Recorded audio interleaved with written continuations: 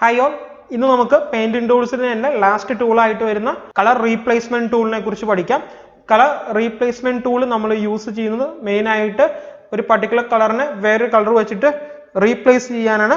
That means it is used to replace a particular colour. Okay, so അത് വെച്ചിട്ട് നമുക്ക് easy ആയിട്ട് ഒരു സോളിഡ് കളറിലെ വേറെ കളറിലേക്ക് ഈസി ആയിട്ട് നമുക്ക് എന്ത് ചെയ്യാൻ പറ്റും, ചേഞ്ച് ചെയ്യാനായിട്ട് പറ്റും.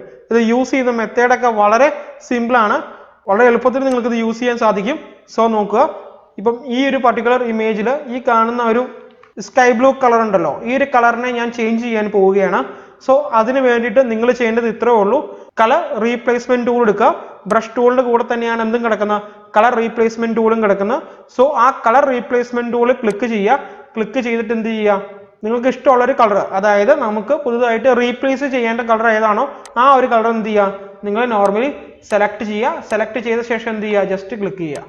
ഇതുണ്ടോ, ക്ലിക്ക് ചെയ്യുന്ന സമയത്ത് എന്താവും, അവിടെ ആ ഒരു പർട്ടിക്കുലർ കളർ നമുക്ക് റീപ്ലേസ് ആയി കിട്ടും. ഒരു കാര്യം നിങ്ങൾ പ്രത്യേകം ശ്രദ്ധിക്കുക, ബ്രഷ് കണ്ടോ, ഇത് പുറത്തേക്ക് പോകുന്നുണ്ടെങ്കിൽ പോലും ഞാൻ ചൂസ് ചെയ്യുന്ന കളറിനകത്തേക്കാണ് ഇത് പുതിയ കളർ റീപ്ലേസ് ആവുന്നത്. അപ്പൊ അത് നിങ്ങൾ ശ്രദ്ധിക്കുക. കണ്ടോ, ഞാൻ ആ ബ്ലൂ കളർ അല്ലേ സെലക്ട് ചെയ്തേക്കുന്നത്. സോ ആ ബ്ലൂ കളർ ഉള്ള ഏരിയയിൽ മാത്രമല്ലേ ഇത് റീപ്ലേസ് ആവുന്നുള്ളൂ, വേറെ ഒരു കളറിലേക്കും അത് റീപ്ലേസ് ആവുന്നില്ല.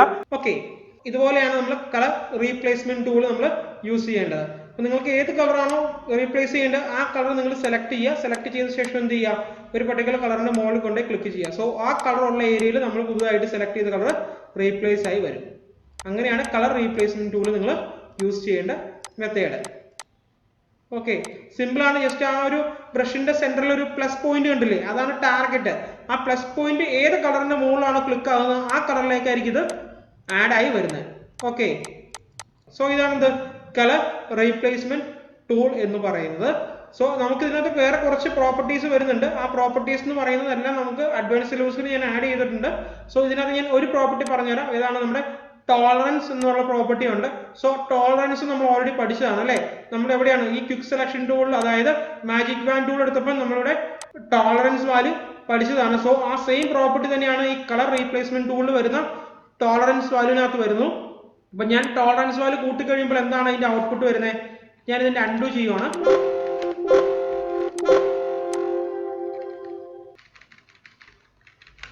ഓക്കെ, ഞാനിവിടെ വന്നു, കളർ റീപ്ലേസ്മെന്റ് ടൂളിന്റെ ടോളറൻസ് ഞാനൊരു 100 ആക്കുവാണ്. സോ 100 ആക്കിയ ശേഷം ഞാൻ ക്ലിക്ക് ചെയ്യുമ്പോൾ എന്താ സംഭവിക്കുന്നത്, ഇതാണ് ആ ഒരു കളറുമായിട്ട് ചെറിയൊരു വേരിയേഷൻ ഉണ്ടെങ്കിൽ പോലും ആ കളറിനകത്തേക്ക് പുതിയ കളർ റീപ്ലേസ് ആവും. കണ്ടോ, ഈ കാണുന്ന കണ്ടോ, ആ സ്കിൻ കളറിലേക്ക് ഞാനിപ്പോൾ പുതുതായിട്ട് ആഡ് ചെയ്ത കളർ റീപ്ലേസ് ആയിട്ടുണ്ട്. അതായത് ആ ബ്ലൂ കളറിന്റെ മുകളിൽ മാത്രമല്ല, പക്ഷേ ഈ ബ്ലൂ കളറുമായിട്ട് കുറച്ച് സിമിലർ ആയിട്ട് വരുന്ന ഈ ഒരു എഡ്ജിൽ വരുന്ന കളറിലേക്കും നമ്മൾ പുതുതായിട്ട് ആഡ് ചെയ്ത കളർ ആഡ് ആയി വന്നിട്ടുണ്ട്. സോ അതിന് കാരണം എന്താണ്, ഈ ടോളറൻസ് വാല്യൂ 100 കിടക്കുന്നതുകൊണ്ടാണ്. സോ അതിന് ടോളറൻസ് വാല്യൂ എന്ത് ചെയ്യുക, കുറച്ചിട്ട് നിങ്ങൾ യൂസ് ചെയ്യുക. അപ്പൊ നമുക്ക് പല സിറ്റുവേഷനിലും നമുക്ക് ഈ ടോളറൻസ് വാല്യൂ കൂട്ടും കുറയ്ക്കേണ്ടതായിട്ടൊക്കെ വരും. ആ സമയത്ത് നമ്മൾ ഇതെല്ലാം ചെയ്ത് പഠിക്കുക. ഓക്കെ, ഇനി നമുക്ക് ഇവിടെ അതിന്റെ കുറച്ച് 3 പ്രോപ്പർട്ടീസ് എക്സ്ട്രാ കിടക്കുന്നത്. ഇവിടെ കണ്ടിന്യൂസ് ഉണ്ട്. കണ്ടിന്യൂസ് മീൻസ് ഞാനിപ്പം ഒരു കളറിൽ ഇവിടെ ക്ലിക്ക് ചെയ്യുമെന്ന് വെച്ചോ, ക്ലിക്ക് ചെയ്ത് ഡ്രാഗ് ചെയ്ത സമയത്ത് ആ കളറുമായിട്ട് അടുത്ത് കിടക്കുന്നു അല്ലെങ്കിൽ സിമിലർ ആയിട്ടുള്ള കളർ പിക്സലിലേക്ക് ഇത് ഓട്ടോമാറ്റിക്കലി കളർ ഫില്ല് ചെയ്ത് വരും. സോ അതാണ് എന്ത് കണ്ടിന്യൂസ് എന്ന് പറയുന്നത്. ഓക്കെ, ദെൻ അതുപോലെ തന്നെ വൺസ് ഉണ്ട്. സാമ്പിളിംഗ് വൺസ് മീൻസ് ഞാൻ ഒരു പ്രാവശ്യം ക്ലിക്ക് ചെയ്യുന്ന കളർ, സോ അതിനകത്ത് മാത്രമേ നമ്മൾ പുതുതായിട്ട് ആഡ് ചെയ്യുന്ന കളർ ഫില്ല് ചെയ്ത് വരുള്ളൂ. അതിനോട് അടുത്ത് കിടക്കുന്ന അല്ലെങ്കിൽ അതിൽ നിന്ന് കണ്ടിന്യൂസ് ആയിട്ട് കിടക്കുന്ന കളർ പിക്സലിലേക്ക് ഒരു കാരണവശാലും കളർ ഫില്ല് ചെയ്ത് വരില്ല. ഫസ്റ്റ് നമ്മൾ ക്ലിക്ക് ചെയ്യുന്ന കളർ പിക്സൽ ഏതാണോ അവിടെ മാത്രം, അത് വെച്ച് ക്ലിക്ക് ചെയ്ത് ഡ്രാഗ് ചെയ്തു എന്നോർത്ത് കളർ പിക്സൽ ഒരിക്കലും നമുക്ക് ഇവിടെ ഫില്ല് ചെയ്ത് വരണമെന്നില്ല. സോ അതിനുശേഷം കിടക്കുന്ന ഏതാണ്, ബാക്ക്ഗ്രൗണ്ട് സ്വാച്ച് ആണ്. സോ ഇവിടെ നമുക്ക് ഔട്ട്പുട്ട് കാണാൻ സാധിക്കില്ല, കാരണം നമുക്ക് ഇതിനകത്ത് ബാക്ക്ഗ്രൗണ്ട് ട്രാൻസ്പെറന്റ് അല്ലാത്തതുകൊണ്ട്.